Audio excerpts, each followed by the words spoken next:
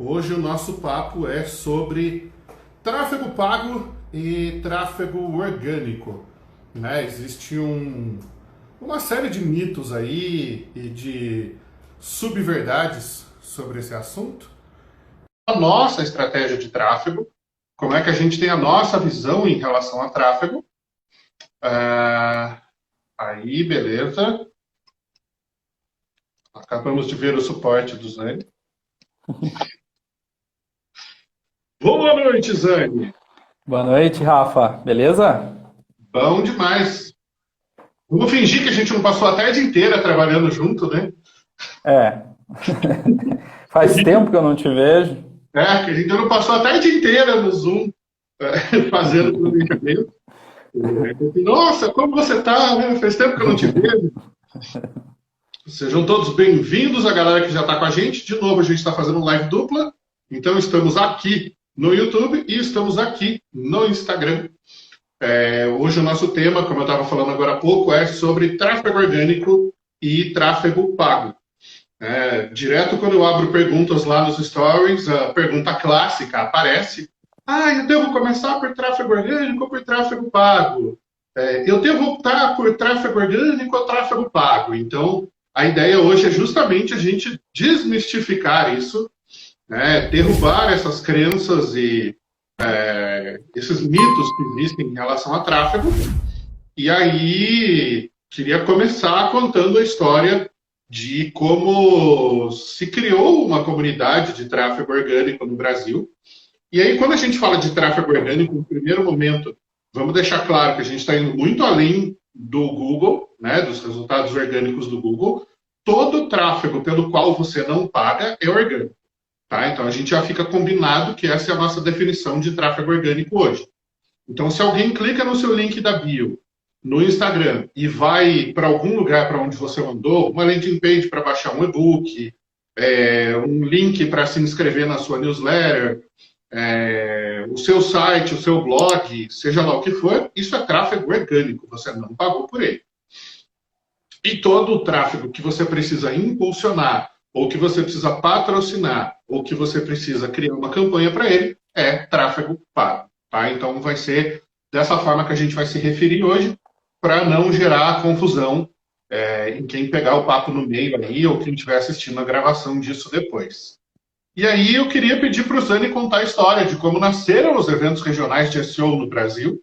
Né? O Zani foi o cara que puxou a moda, né? Puxou a boiada toda. Como é que nasceu isso lá em 2009? Eu não era nem vivo nessa época.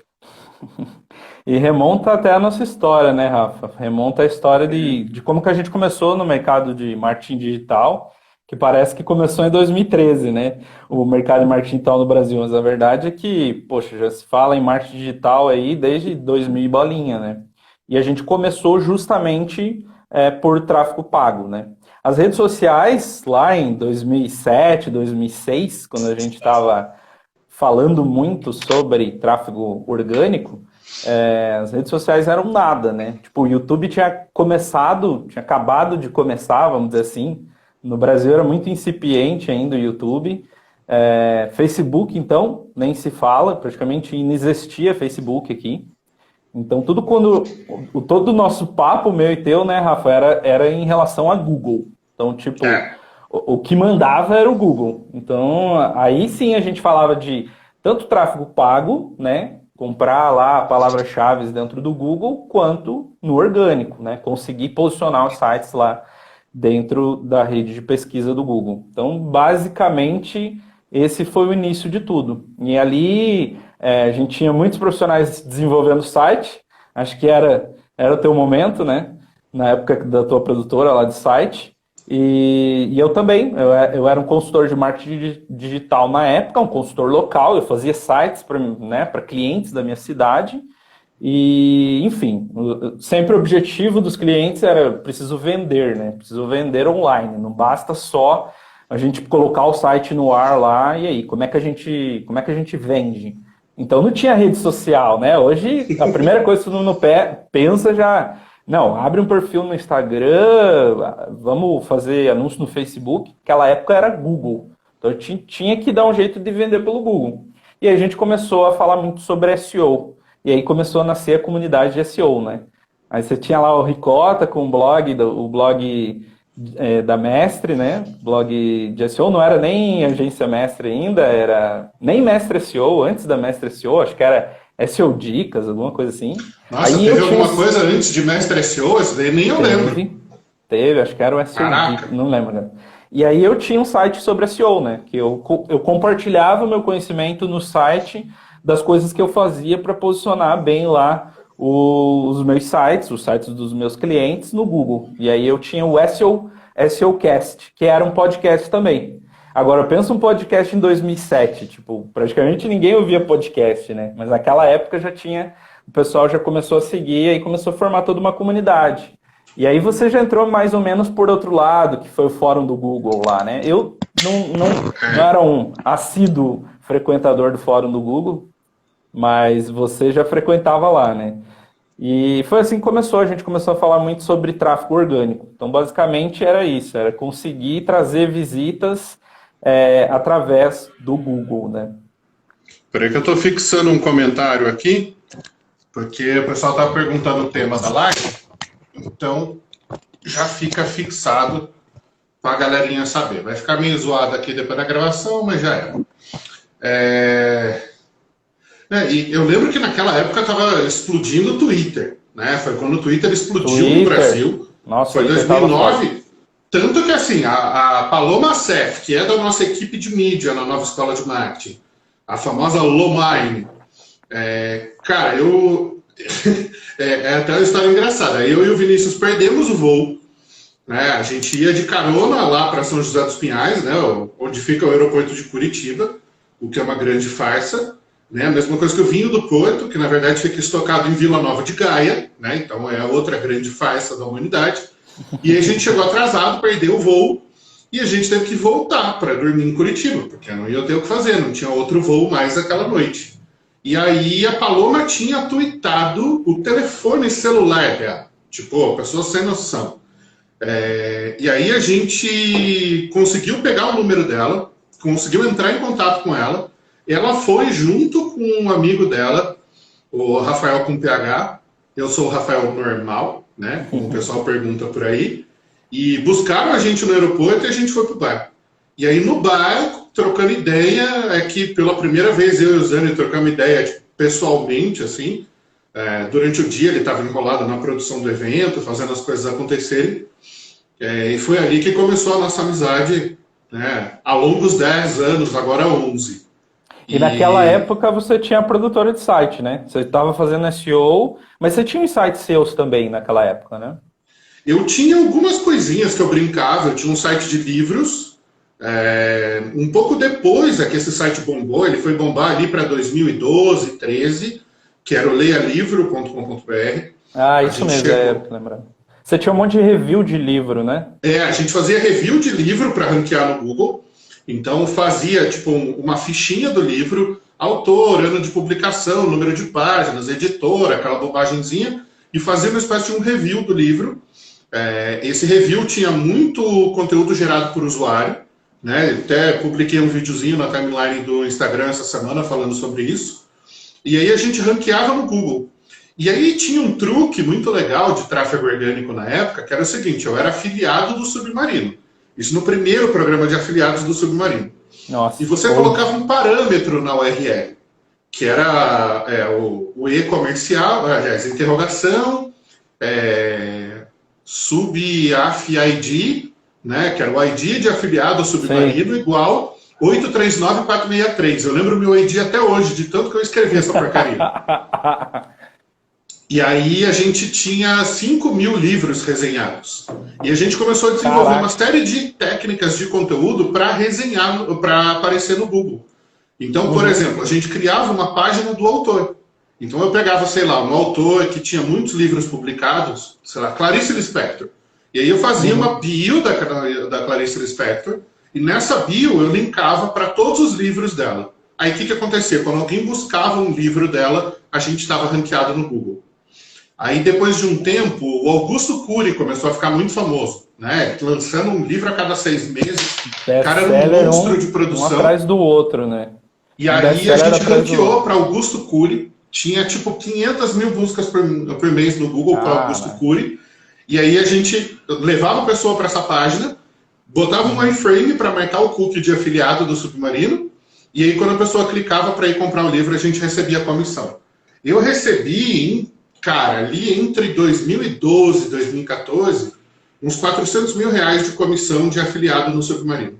Caraca. Foi... E esse foi o começo aí da nossa paixão por tráfego pago, né? Eu também, daí depois de aprender SEO para aplicar para os meus clientes, eu comecei a ver que, aquilo estava dando um resultado incrível, né? Eu lembro de um caso que eu conto em todo o curso aí que a gente faz sobre marketing digital e tal. Eu conto muito lá no nosso curso Marketing Digital e Vendas, que a gente faz em São Paulo, que uma vez eu fiz um site para uma pizzaria e eu cobrei assim, uma coisa ridícula, coisa de R$1.000, R$1.500, assim, para fazer o site da pizzaria da minha cidade, isso em 2005, 2005, 2006, alguma coisa assim. E aí, eu ranqueei esse site para primeiro lugar em Pizzaria São José dos Pinhais, né, que era a cidade lá onde eu tinha agência, que é a cidade metropolitana de Curitiba. E em um determinado momento, o dono lá da pizzaria rompeu o contrato e aí, depois de um tempo, eu fiquei olhando, né? Poxa, eu coloquei o cara em primeiro lugar. Aí eu comecei a ver quantas buscas tinha por pizzaria na cidade e comecei a fazer uma conta rápida, sabe? Tipo, pô, se entra, sei lá, 500 pessoas ou 1.000 pessoas e esse cara converte X pizzas por mês no ticket e tal, falei, caraca, eu deveria ter comprado, sei lá, uns 40 mil reais para fazer o site da pizzaria. E foi aí que eu falei, não, chega, eu não vou mais aplicar SEO para os outros, eu vou começar a aplicar SEO para mim. E aí eu comecei também a fazer os meus sites e criar sites, né? Meus primeiros sites eram sobre música, aí eu fazia um site sobre a banda lá, sobre música, atraía uma audiência do Google e ali mostrava anúncio, vendia produto, etc. Aí eu comecei a fazer vários sites assim, né? E aí eu comecei a ir para produtos, né? Então depois de 2010 eu comecei a fazer site de carro, então pegava lá uma marca de um carro qualquer e comprava domínio exato, que na época funcionava muito, ranqueava muito, né, domínio exato. E aí, assim, começava a ter muita visita. Eu lembro de um carro em específico, não dá para citar a marca aqui. Eu sei desse case. Que eles lançaram o carro dentro do Big Brother. E daí, tipo, era o lançamento do carro no Big Brother. Eles colocaram o carro lá na grama do Big Brother. E, cara, no dia que era a prova do líder lá, acho que era sempre a primeira prova, era a prova do líder, não me recordo agora, e colocaram o carro lá, eu tava na frente da marca, tava na frente do site da marca. Então, quando você digitava no Google, aparecia o meu site, não da marca. Cara, nesse site a gente quebrou tudo em servidor que tinha para quebrar, e, tipo, foi um faturamento absurdo, né? Mas essa só vocês terem uma ideia disso que o Zani está falando, é o seguinte.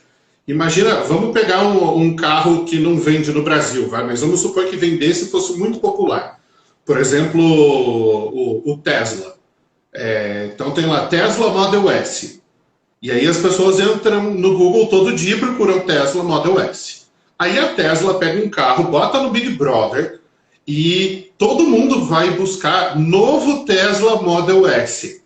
Cara, naquela noite foram mais de 40 mil visitas, porque o site dele estava na frente do site da Tesla. Simultâneo. Simultâneo. Mandou um negócio doido.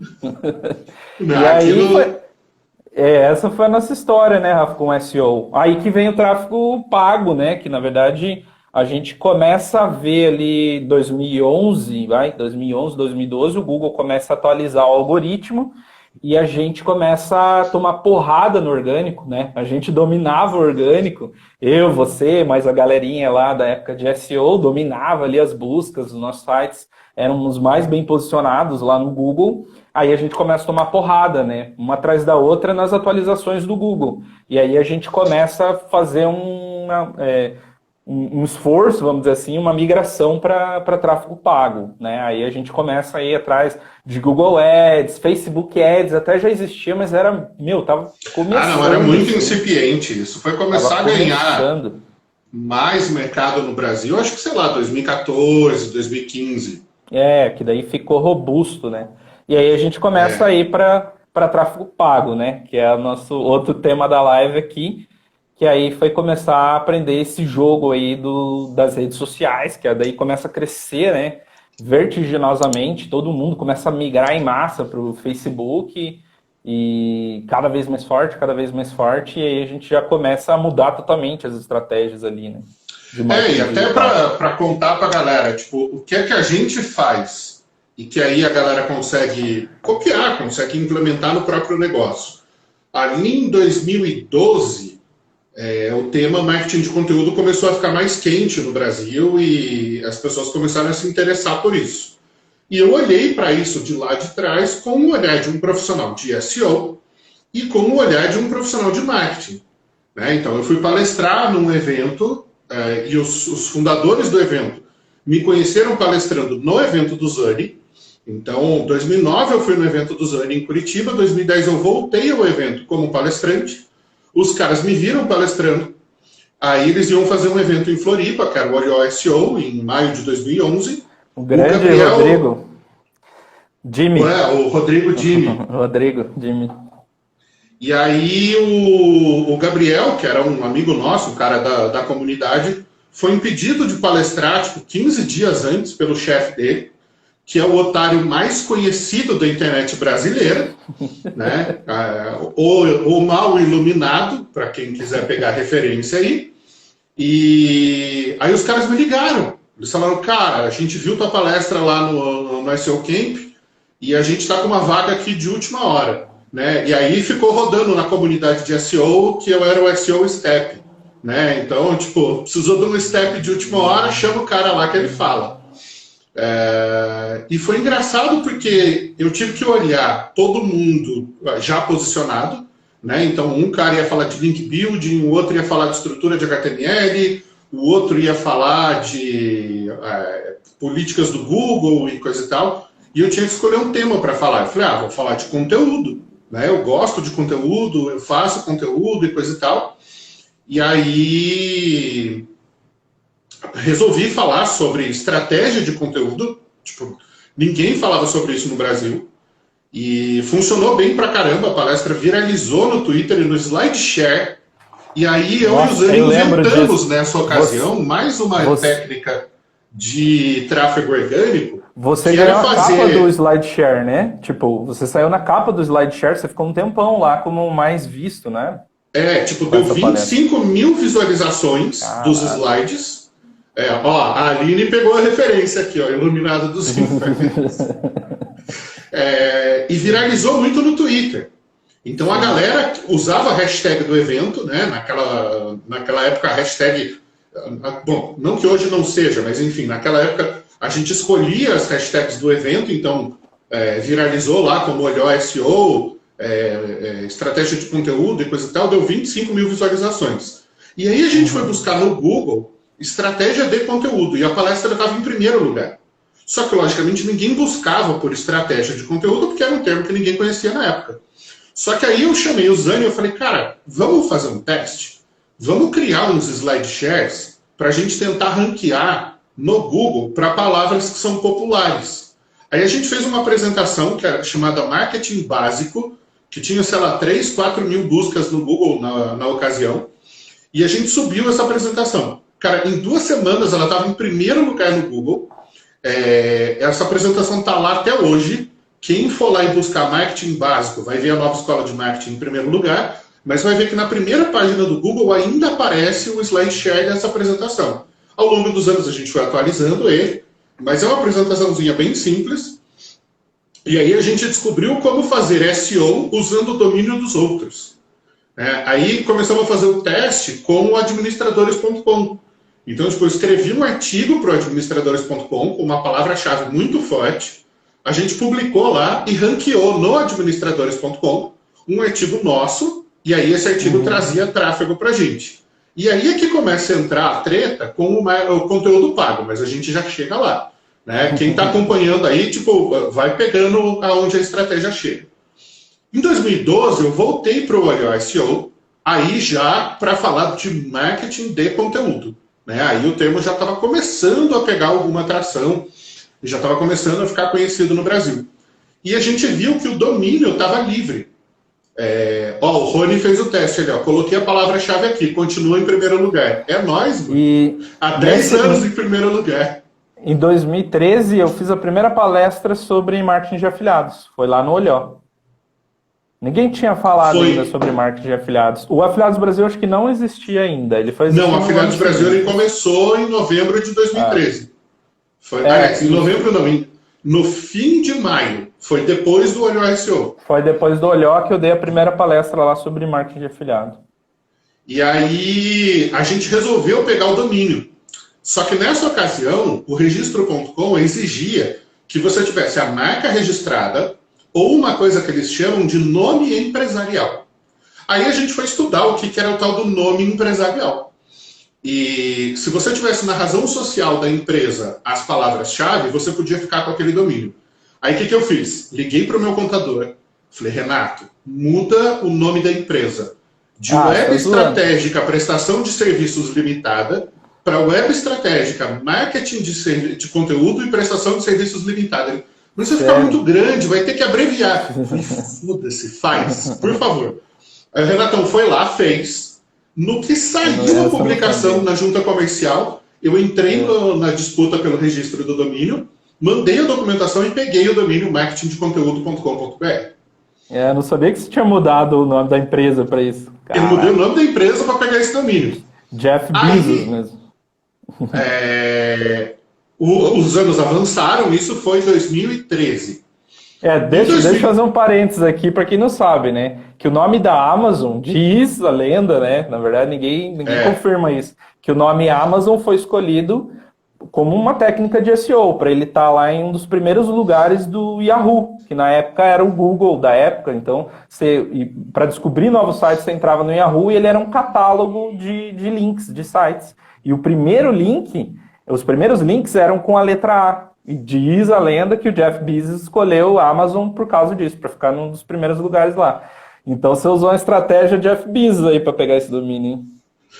Mas aí a coisa avança até chegar nos tempos atuais. E aí a gente está contando essa história por quê? Porque é a forma como a gente faz o nosso tráfego para que você possa se inspirar, copiar a nossa estratégia e usar para você também.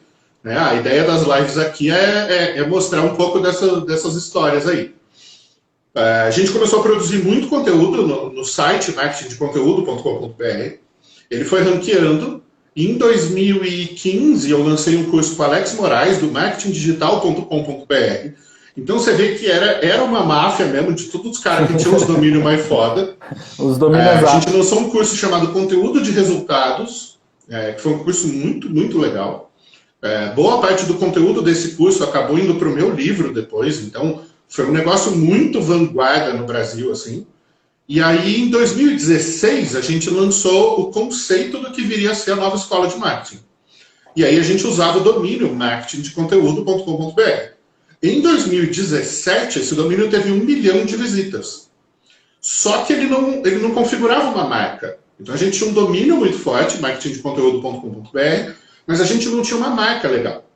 E aí, num papo, a gente falou, cara, o que a gente é? A gente é uma escola de negócios. Legal.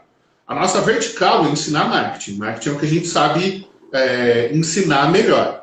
Então, a gente tem que ter no nosso nome, na nossa marca, escola de marketing. Beleza, show de bola. Fomos lá ver o domínio, não estava livre. E a gente falou, mas a gente quer ensinar marketing de um jeito diferente do que as outras pessoas ensinam. De um jeito novo. Aí veio o clique, nova escola de marketing.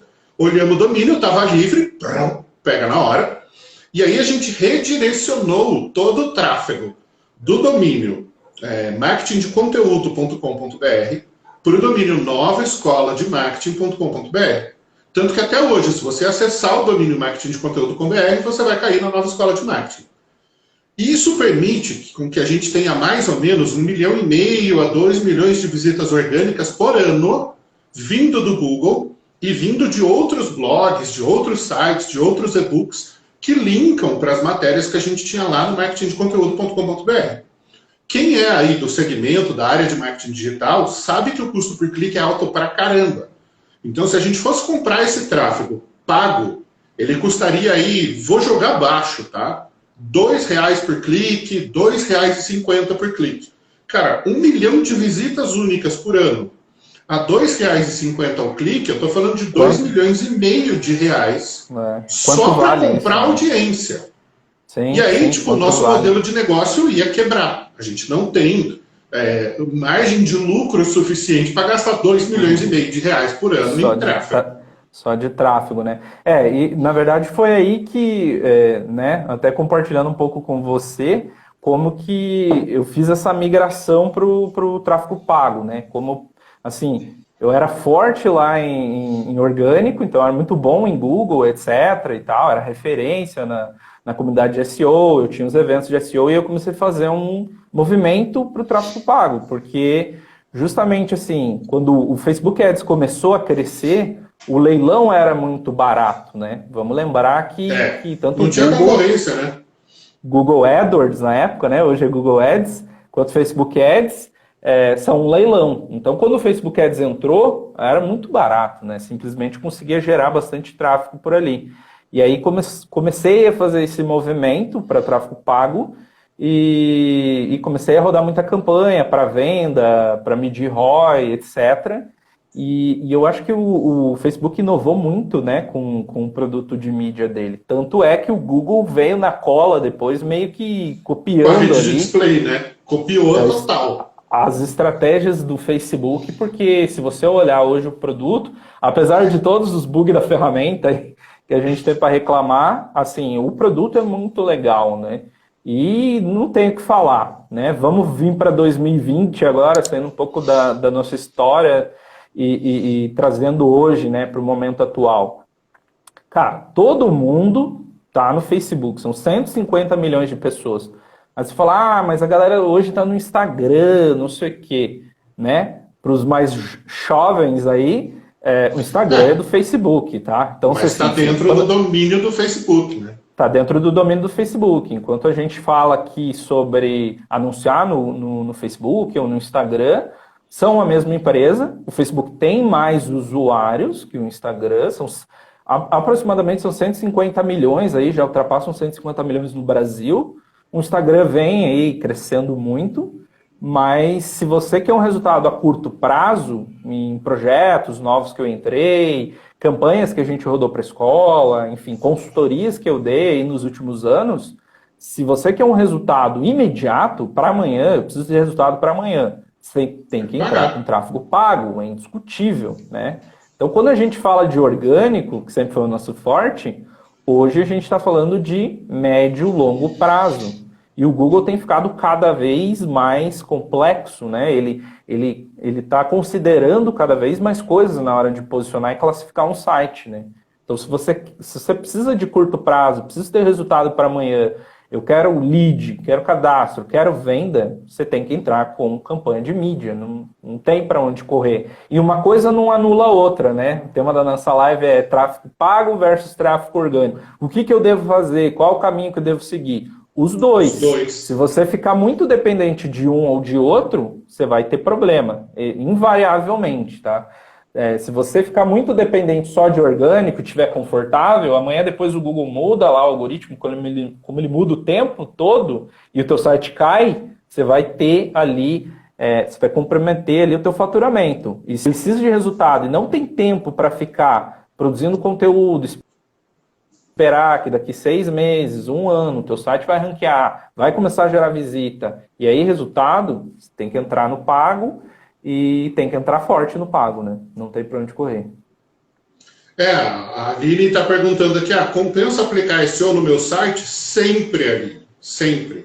O que a gente faz? Né? Até para vocês entenderem o que a gente está fazendo nesse exato momento, a gente é de uma linha de pensamento e de uma linha de escolas contemporâneas de marketing que segue muito o skin the game.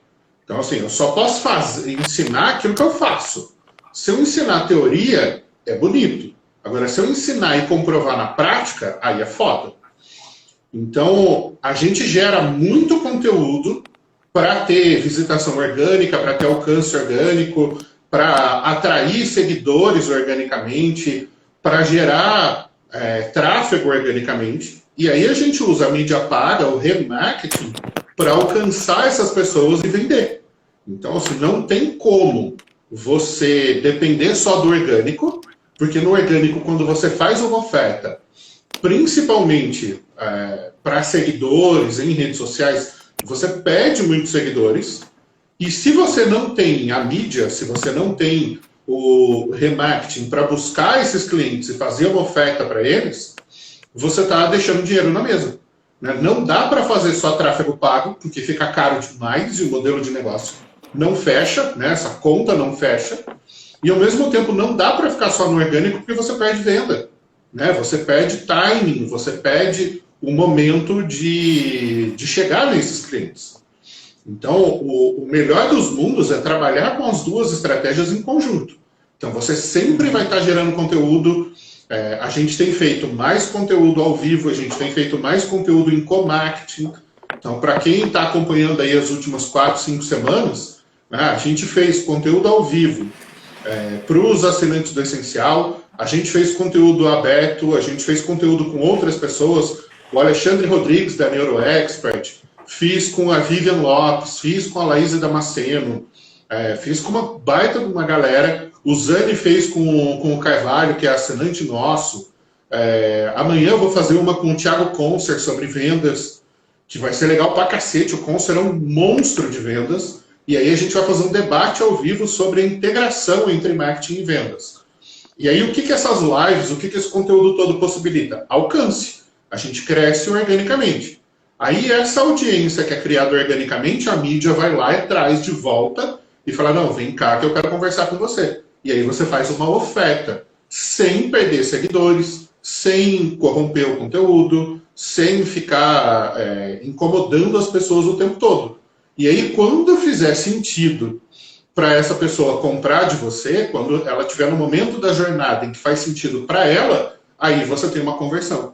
Né? E aí a mídia consegue ficar mais precisa e ir direcionando as suas novas propagandas para as pessoas que têm o perfil de quem já comprou de você anteriormente. Então você vai construindo uma assertividade, né, uma precisão cada vez maior. Tá me ouvindo bem aqui no Instagram? Que sumiu total o meu áudio.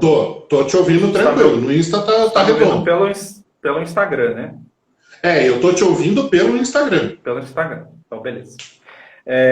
Eu falei do Carvalho, tá ele aqui, ó. Acabou de postar um comentário. E falando de orgânico e de pago, eu acho que você precisa ter um plano. Você vai entrar se você for entrar tanto no pago quanto no orgânico, você precisa de um bom plano. Eu acho que um plano básico, assim, se eu estivesse começando um projeto agora, uma campanha do zero, vamos lá, pago no curto prazo, então desenho a minha persona, tenho em mente quem eu quero atingir, eu uso a base de interesses ali do Facebook, que o forte, né, assim, e falando, né, dos dois aqui, comparando o Google com o Facebook, o forte do Facebook são as segmentações de interesse, né? E é isso que o Facebook tem, assim, de incrível em relação ao Google, né? O Facebook tem muito dado. Basicamente, o Facebook pensa num banco de dados gigante de 150 milhões de pessoas no Brasil, e lá atrás eles tinham até dados de terceiros, que eram os dados do Serasa. Então, imagina que era possível antigamente, hoje não é mais possível, mas segmentar por renda. Então, eu tenho idade, eu tenho gênero, eu tenho interesse. E a gente está o dia todo demonstrando para o Facebook o que a gente gosta, o que a gente quer, quais são os produtos, etc. E aí você deve os locais que você frequenta, os estacionamentos que você paga, os restaurantes que você come. Exato. Então, você está dizendo para o smartphone e para os aplicativos que são instalados lá o tempo todo, tudo que você está fazendo. E o Google? O que o Google tem de forte que o Facebook já não tem? O Google tem muito de forte a tua intenção, né? Intenção comercial. Eu quero comprar um produto, eu vou lá no Google, eu gosto muito do exemplo de perfume, eu vou lá e digito, sei lá, perfume Hugo Boss, 200 ml, tal. Então, ali, por essa palavra-chave, eu já sei qual é o exato perfume que eu quero, a marca, etc. Eu já estou com muita intenção comercial. Estou com, assim, é o que a gente chama de fundo de funil, né? Eu já estou ali louco para comprar. Então, assim, no Facebook eu não faço isso, certo? Eu não vou no Facebook, digito o nome de um produto, uma marca exata, etc. Eu demonstro alguns interesses, mas não aquela intenção comercial gigante, né? Tudo bem que depois veio o shopping ali do Facebook e tal, a lojinha da fanpage, mas assim, as palavras-chave de fundo de funil, com muita intenção comercial, onde eu já falo qual é o produto que eu quero, assim, é o que o Google tem de muito incrível, né? Então, uma coisa não anula a outra. Então, você não tem um melhor ou outro, né? Você tem que trabalhar com o Facebook, tem que trabalhar com o Google, né, Rafa? Não, o Carvalho estava perguntando aqui de display, por exemplo. Cara, mídia de display do Google alcança todo mundo em todos os sites da internet.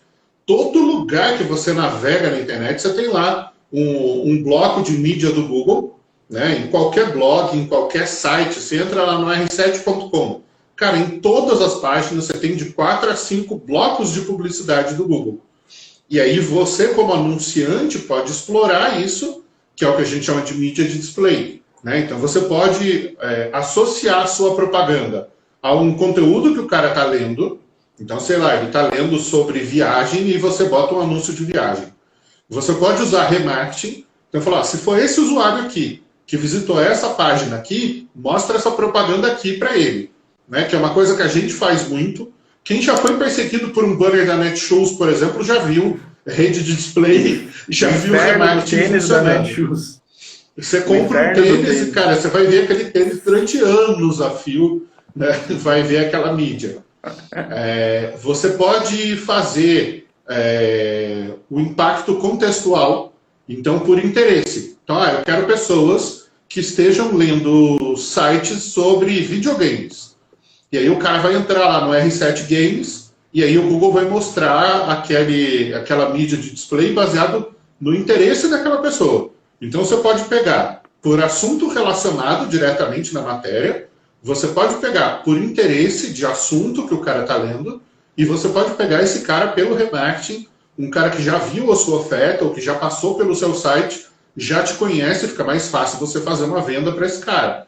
Então, porra, display, cara, eu acho a mídia mais mágica da internet, né? Esses dias, inclusive, estava acontecendo, então, até cabe a gente discutir isso aqui, esse negócio dos Sleeping Giants, né? Que é um grupo anônimo na internet que está indo atrás das marcas e dizendo para as marcas que elas não podem anunciar associadas a determinados sites de fake news ou de informação falsa. O que é isso? Essas marcas estão fazendo anúncio na rede de display do Google, ela bota a mídia dela lá para rodar e alcançar pessoas que tenham interesse em determinada coisa. Por exemplo, interesse em viajar. Aí você passou pelo site do hotéis.com, o Google leu essa sua navegação através do Google Analytics, através de vários pixels que ele tem, através das buscas que você deu no Google, e aí ele marcou, olha, o Rafael tem interesse em viajar. Aí você está navegando num site de fake news, por qualquer motivo, né? O seu tio Bolsominion te mandou um link lá e você foi lá ler o link, e aí ele vai exibir uma mídia contextualizada para você, que não tem nada a ver com o assunto do site. Só que tem a ver com o seu interesse, com o seu momento, com a sua jornada de compra.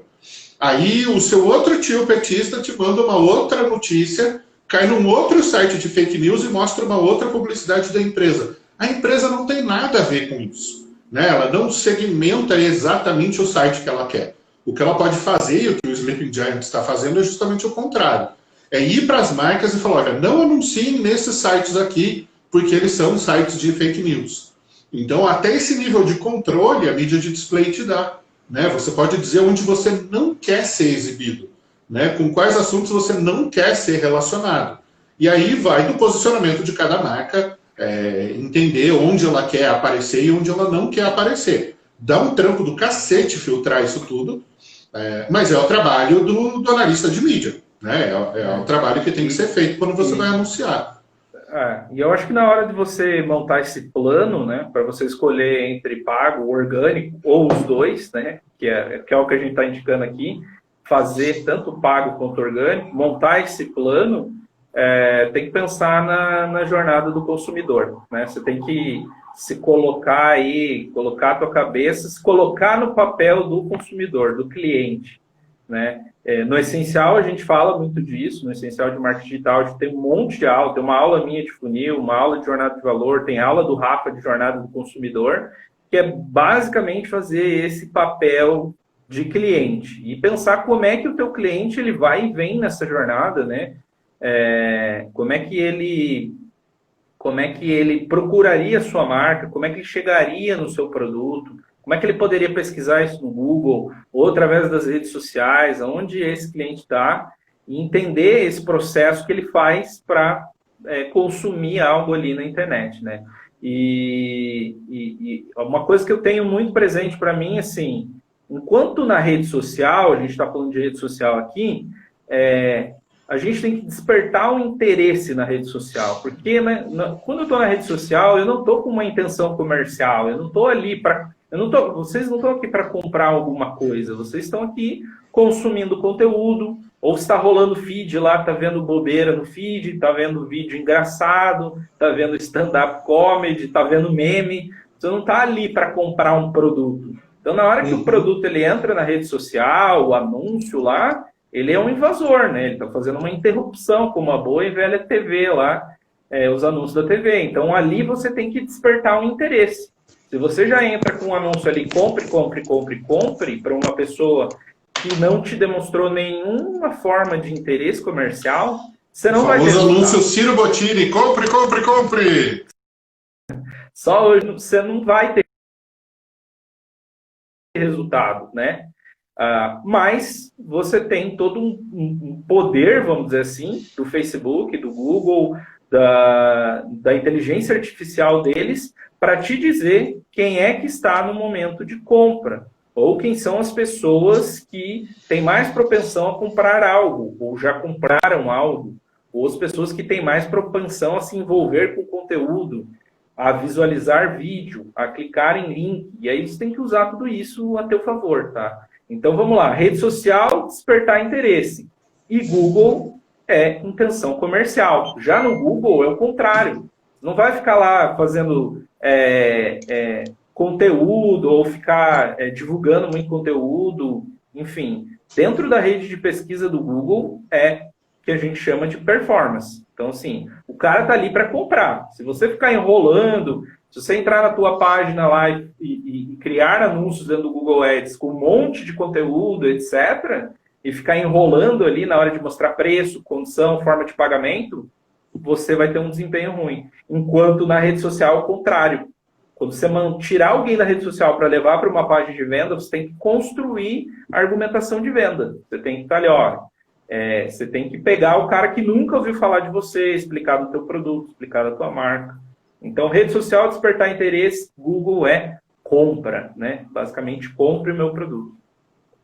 A galera estava perguntando aqui se ainda compensa fazer SEO a essa altura do campeonato. Cara, depende muito do objetivo que você tem de médio e de longo prazo, por exemplo. Essa semana a gente recebeu uma requisição na consultoria para fazer SEO para um trabalho na área médica. E aí era uma startup de consultas online, tipo um iFood de médicos, vai para resumir. E os caras estavam numa fase muito de validação do produto, né, de ver a aceitação do produto, do mercado, dos médicos, dos pacientes.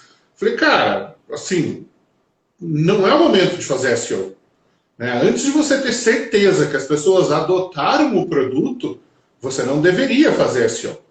Ah, beleza, validei o produto, as pessoas querem. Então, beleza. Então, você vai começar a ranquear para as patologias médicas, para o nome dos médicos, para o nome das clínicas, para os planos de saúde. Aí você vai começar a gerar conteúdo sobre uma cacetada de coisa. Para quem é pequeno, médio, né, que nem apareceu presta atenção, presta atenção como essa dica é valiosa, né? Você deu essa dica numa consultoria. A gente está dando essa dica aqui de graça na live. Assim, é uma coisa que eu falei para o cliente. Eu falei, cara, eu, no seu lugar, não investiria nisso agora. Agora, se você tem demanda para isso, se você tem espaço, muitos pequenos clientes que eu atendi ao longo da vida se tornaram maiores por conta disso. Né? Tem vários cases aí, tem case que está no meu livro, tem case que a gente já comentou em live, tem cliente que a gente já entrevistou, que fez uma baita diferença. Agora, o tráfego orgânico hoje, ele é muito diferente, né? Ele é um outro jogo. O tráfego orgânico hoje, ele passa pelo YouTube orgânico, ele passa pelo IGTV orgânico, ele passa pelas hashtags orgânicas, ele passa pelas lives orgânicas, ele passa por integração com uma série de canais, né? Que é muito a filosofia que a gente prega dentro do essencial de marketing digital. Você não vai abrir um canal e depender só daquele canal, né? Não são poucos os casos ao longo da história de gente que perdeu tudo que tinha construído porque tinha construído em terreno alugado. O Coca, amigo nosso lá de Curitiba, tinha uma comunidade no Orkut com 200 mil pessoas. E aquilo gerava renda para ele. O Orkut acabou, a comunidade dele virou fumaça. Né? Ex-funcionário meu tinha fanpage com 5 milhões de seguidores, ganhava uma nota com publi editorial, com divulgação de coisa dentro da fanpage. O Facebook foi lá e tesourou. Acabou. Do dia para a noite, ele perdeu 5 milhões de fãs. Né? E ele tinha um alcance orgânico estúpido. Cara, porra, Instagram recentemente teve uma série de influenciadores aí que ficaram proibidos de fazer live. Teve gente que teve conta cortada, teve shadow ban, teve página banida. E aí, caso recente, super triste. Uma marca de roupa infantil chamada Beterraba. Eles tinham uma conta que era @beterraba no Instagram, 71 mil seguidores. E a galera aplicou um golpe de contra-inteligência neles. Ligaram para a loja dizendo que era do Instagram, falando que a conta estava fazendo movimentações ilegais e estava sendo acusada de um monte de coisa lá, e que a funcionária tinha que clicar no link de confirmação que eles iam mandar no WhatsApp.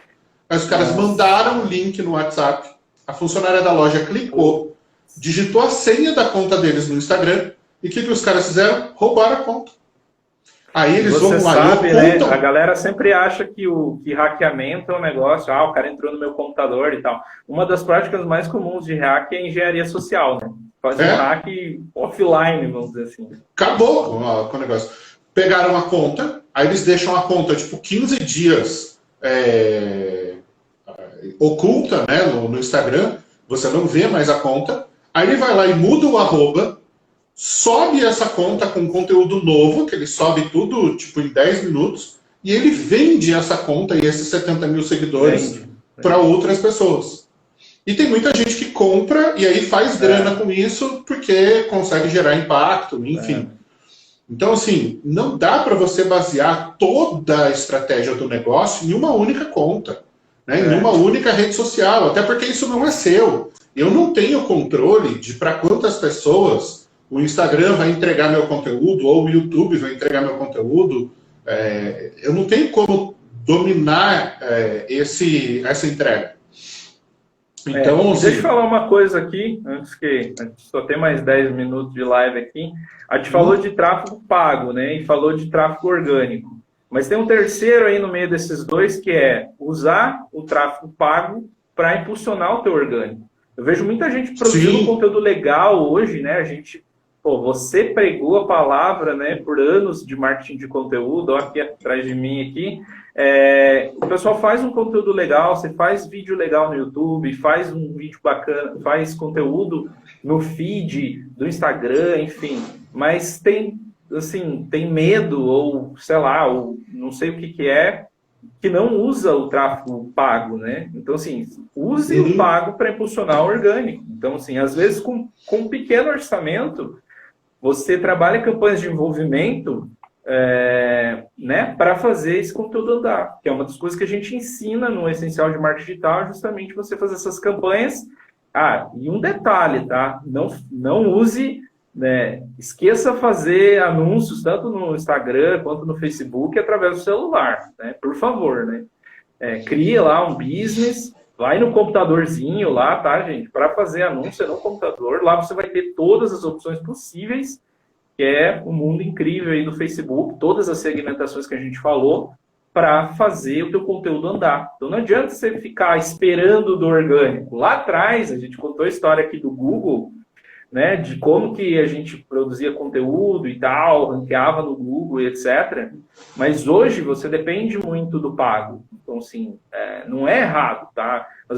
As pessoas não vão vir do nada. É muito difícil na rede social que as pessoas descubram novos conteúdos. Até porque a própria rede, ela controla o que é que vai aparecer para você ou não.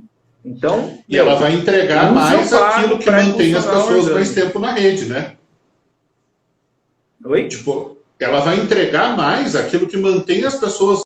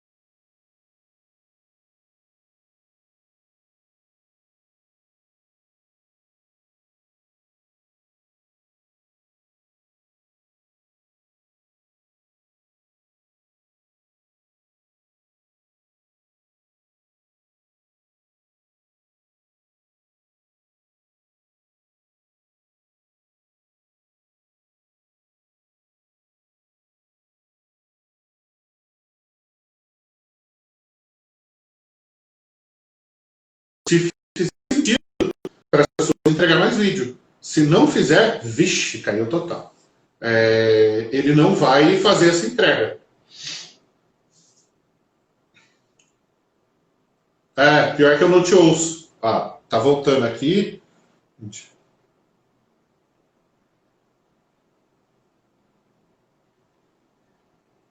Cara, que negócio louco. Acabei de aprender um negócio sobre tráfego. Tinha bastante gente que veio para a transmissão do seu Instagram, Zami. Aí a hora que você caiu, derrubou uma galera junto. Sério? Caraca. Então, tipo, tinha 72, 73 pessoas assistindo. Assim que você derrubou a transmissão, caiu para 45. Instantâneo. Que são as pessoas que entraram pela sua conta. Então, tipo, mais uma aí que acabei de aprender aqui por observação. Erro e acerto. Então, a entrega desse conteúdo orgânico, ela vai fazer muito sentido. Só que se você tem um conteúdo que necessariamente está engajando, ou seja, está gerando muito comentário, está gerando muito compartilhamento, está tendo um alcance além do que os outros têm, esse é o conteúdo que você tem que pegar e impulsionar mais ainda. Então você vai lá no gerenciador de anúncios do Facebook, pega esse conteúdo específico e aí você anuncia esse conteúdo, né? Impulsiona ele para que mais pessoas vejam. A gente faz isso direto, 2, 3 vezes por semana. Né? Eu posto de 1 a 2 conteúdos por dia, isso daí de 8 a 10, 11 conteúdos por semana no feed. Quando esses conteúdos têm uma interação média maior do que os outros, o que é que a gente faz? Saca dinheiro neles, que é para entregar para mais gente. Sim. Aí mais gente engaja no conteúdo, mais gente compartilha, mais gente comenta, e a nossa listinha lá de engajados aumenta. Aí quando a gente roda no remarketing, eu alcanço mais pessoas. Então eu crio conteúdo organicamente, posta e observa a reação. Essa reação foi boa, você vai lá e patrocina para que ele aumente o alcance. O alcance foi bom, você criou uma lista de engajados para a qual você pode anunciar e fazer uma oferta. É basicamente isso, é usar o poder aí do Facebook a teu favor. Entender toda essa lógica que o Facebook, ele tá guardando o dado. Então, assim, todo mundo que interagir com as tuas publicações em rede social, ele vai marcar. O cara falou com você na inbox, ele vai marcar esse cara. O cara curtiu a tua publicação, ele marcou esse cara. Ele comentou, ele marcou esse cara. Como que você pega essas listas de pessoas marcadas que interagiram com você? Através dos anúncios. Você vai lá em públicos, pega os públicos, as listas de públicos e anuncia para essas pessoas, tá? Que em tese é muito mais barato do que você anunciar para pessoas que não te conhecem, tá? Não é uma regra, mas em geral é isso. É você anunciar para essas listas de pessoas que interagiram com com as tuas publicações, visitaram o teu perfil, enfim. Hoje, o Facebook está num nível tão alto que ele marca as pessoas que visitam a tua loja. Se você tem um estabelecimento físico, um ponto de venda, você consegue já, através de triangulação... E não precisa nem fazer check-in. É só de ter entrado. Exato. Porque todo mundo está com o celular ligado, né? Tá com localização ligada. Você foi num determinado lugar, ele já pegou. Eu costumo ir num supermercado aqui próximo de casa, e aí um dia eu fui lá, e de tarde e de noite eu passei a receber as campanhas deles. Aí eu até comentei, até deixei nos comentários elogiando. Falei, ó, galera de marketing aí tá de parabéns, né? Tô trabalhando direitinho, né? Tô trabalhando direitinho. Ó, o João Bandeira acabou de comentar aqui, ó. Tô utilizando só estratégia orgânica, eu tô tendo um crescimento excelente. Cara, não quer dizer que orgânico seja bom e patrocinado seja ruim. Só que tem assuntos que vão crescer. Por exemplo, a empresa que está fazendo a restauração do meu carro cresceu tipo 1.000, eles têm 6 mil seguidores. Eles tinham 5 mil quando eles começaram a fazer a restauração. Isso faz um mês. Então, só que, porra, é um assunto que é legal pra cacete, que é carro. Então, assim, homem curte carro, aí o cara vai lá, vê uma foto, manda para outro cara, que manda para outro cara, que manda para outro cara. Tem outras estratégias de crescimento, mas, tipo, o assunto ali é tão legal que eles crescem organicamente, né? Não precisa botar carro. E aí não precisa ficar o tempo todo vendendo, né, Rafa? Tipo, no caso aí da oficina. Não precisa ficar, ó... Não, ele fica mostrando o que eles estão fazendo no carro. Então, tipo, moda. Porra, a página de moda cresce pra cacete. Agora, monta uma página de contabilidade e faz ela crescer organicamente. Né? Pega um conteúdo médico, por exemplo, e faz crescer organicamente. Então, assim, tem assuntos que vão engajar e vão deslanchar, e tem assuntos que vão ficar patinando. Né? Esses dias teve um advogado que me chamou no inbox, ele falou, nossa, eu gero um conteúdo excelente e o meu perfil não cresce. Eu falei, bom, vamos ver o que ele chama de conteúdo excelente. Aí cliquei lá na bolinha da foto dele e fui ver o conteúdo. Cara, nada tinha a ver com nada. Cada post era de uma cor diferente, com uma fonte diferente, com uma citação diferente. Tipo, cara, um negócio muito bizarro, assim, totalmente sem padrão, sem uma identidade visual, sem uma lógica. Cada dia postada num horário diferente. Tinha dia com 4 posts, tinha dia com 1 post. Você não tinha o menor padrão. E aí o cara reclamando que o conteúdo dele era excelente e ele não estava crescendo. Eu falei, cara, você vai estar me desculpando, mas assim, seu conteúdo não é tão bom assim.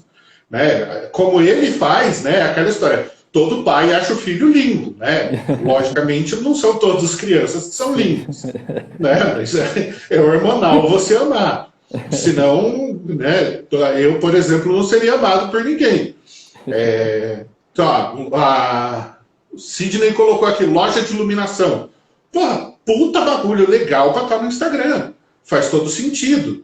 Você vai colocar vídeo de iluminação, vai colocar foto de lugares com uma iluminação legal, vai fazer antes e depois, vai mostrar o ambiente com uma luz amarela ridícula e depois com uma luz projetada. Então, porra, é legal pra cacete. É um conteúdo que vai crescer.